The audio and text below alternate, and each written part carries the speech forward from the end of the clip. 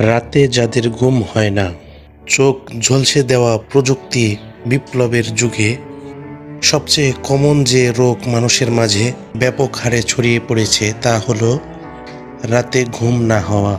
সম্ভবত পৃথিবীর 1/3 অংশ মানুষ এই ঘুম না হওয়া রোগে আক্রান্ত। হতাশায় জর্জরিত হলে, চিন্তায় অস্থির থাকলে, জীবন নিয়ে ভীষণ দোটানায় নিপতিত হলে মানুষের চোখ থেকে ঘুম উধাও হয়। কিন্তু বর্তমান দুনিয়ায় চোখ থেকে ঘুম পালানোর বড় কারণ এসব নয়। এখন মানুষের যতটাই না ঘুম হয় না, তার চেয়ে বেশি এখন মানুষ মূলত ঘুমাতে চায় না। তবে এই ঘুমাতে না চাওয়া ব্যাপারটা ঐচ্ছিক কিছু নয়। কেউ যে ইচ্ছে করে ঘুমায় না তা কিন্তু বলা যাবে না। গড়ে প্রায় প্রত্যেক প্রাপ্তবয়স্ক মানুষের হাতে থাকা একটা করে স্মার্টফোন আজকাল চোখ থেকে ঘুম উধাও হওয়ার পেছনে সবচাইতে বড় কারণ। স্মার্টফোন আছে, তাতে ফেসবুক, ইউটিউব নাই, এমন ঘটনা রীতিমতো অসম্ভব। ফেসবুক, ইউটিউবের অ্যালগোরিদম এমনভাবে সাজানো, তা খুব সহজেই একজন মানুষ আটকে রাখতে পারে। যে কেউ খুব সহজেই অনেকটা নিজের অজান্তেই এখানে পার করে দেয় ঘন্টার পর ঘন্টা। একটা ইস্যু চাঙ্গা হলে সেটা নিয়ে একটা পোস্ট পড়ে, কিংবা একটা প্রতিক্রিয়া দেখে, অথবা কেবলমাত্র একটা ভিডিও দেখে কেউ নিজেকে নিবারণ করতে পারে না। তাকে দেখতে হয় অন্য অনেক অভিমত, অন্য অনেকের প্রতিক্রিয়া।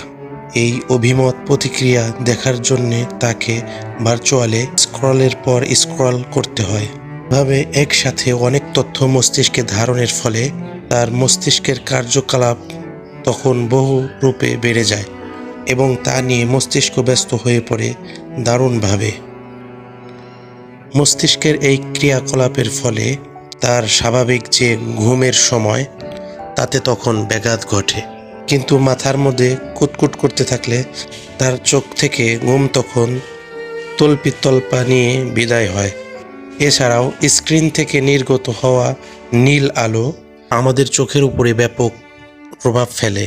দীর্ঘক্ষণ স্ক্রিনে চোখ ডুবিয়ে রেখে ফেসবুকিং কিংবা ইউটিউব স্ক্রলিংয়ের ফলে আমাদের চোখ থেকে স্বাভাবিক ঘুমের আবহাওয়া কমে যায় অনেক অংশে। মাথা ব্যথা, উত্তেজনা, অস্থিরতা সহ নানান মানসিক রোগের কারণও স্ক্রিন থেকে নির্গত এই নীল আলো। আমরা সঠিক সময়ে ঘুমাতে চাই ঠিকই, কিন্তু একই সাথে ভার্চুয়ালের নেশা ছাড়াতেও আমাদের পক্ষে ভীষণ দুরূহ। এজন্যেই ঘুমাতে না চাওয়াটা আমাদের ঐচ্ছিক রোগ নয়, এটা অভ্যাসগত একটা চর্চা, এবং এই চর্চা ধীরে ধীরে আমাদের উপরে জেঁকে বসেছে ভীষণভাবে। এই ঘুম হয় না রোগ সারাতে কেউ কেউ ঘুমের ঔষধ খায় হয়তো, কিংবা কেউ কেউ বিশেষজ্ঞ চিকিৎসকের শরণাপন্নও হয়। কিভাবে এই বদভ্যাস দূর করা যাবে, কিভাবে সঠিক সময়ে ঘুমানো যাবে ইত্যাদি ব্যাপারে। তবে এই রোগের চিকিৎসা পেতে আপনি যদি ফুজাইল ইবনে আয়াস রাহিমাহুল্লাহর শরণাপন্ন হন, তিনি আপনাকে হাতে ধরে দেবেন একেবারে সহজ একটা প্রেসক্রিপশন। আশা করা যায় সেই প্রেসক্রিপশন মেনে চলতে পারলে আপনার এই ঘুম হয় না রোগ সম্পূর্ণ সেরে যাবে, আল্লাহ চান্ত। তার সুন্দর একটা নসিহা আছে। তিনি বলেছেন, ইস্তেগফারের চাইতে বিস্ময়কর এবং মনও স্বস্তিদায়ক আর কোনো কিছুই আমি খুঁজে পাইনি। এমনকি কেউ যদি বলে রাতে তার ঘুম হয় না, সে যদি নিবিষ্ট মনে ইস্তেগফার করতে থাকে, তাহলে শয়তানও চায় যে সে জেগে না থেকে বরং ঘুমিয়ে পড়ুক। সুবহানাল্লাহ। কারণ জেগে থাকলে সে ইস্তেগফারের মধ্যে নিজের গুনাহ কমিয়ে নিচ্ছে এবং নেকির দ্বারা ভারী করে নিচ্ছে তার আমলনামা।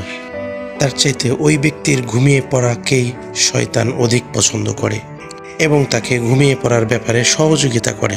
সুবহানাল্লাহ। এই প্রেসক্রিপশন খুব সহজ এবং সাধারণ, কিন্তু বিশেষ কার্যকারী।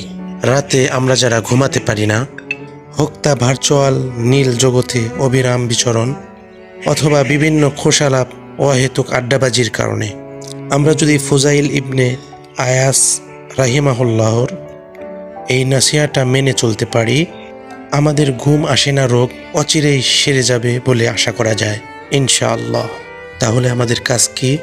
রাতের বেলা ঘুমানোর নির্দিষ্ট সময়গুলোতে যখন আমাদের চোখ থেকে ঘুম পালায়, আমরা যখন এপাশ ওপাশ ফিরে ফেসবুক আর ইউটিউব স্ক্রল করি, তখন যদি নিবিষ্ট মনে ধীর চিত্তে আমরা ইস্তেগফার পাঠ করি, তখন ম্যাজিকের মতো আমাদের চোখে ঘুম নামবে ইনশাআল্লাহ। শয়তান তখন চাইবে না যে আপনি জেগে থাকুন। জেগে থাকলে আপনি জিকিরে থাকবেন আর আপনি আল্লাহর স্মরণে মশগুল আছেন, এমন দৃশ্য শয়তানের জন্য বড়ই কষ্টের। আল্লাহ আমাদের ইস্তেগফারের আমল বেশি বেশি করার তৌফিক দান করুন, আমিন।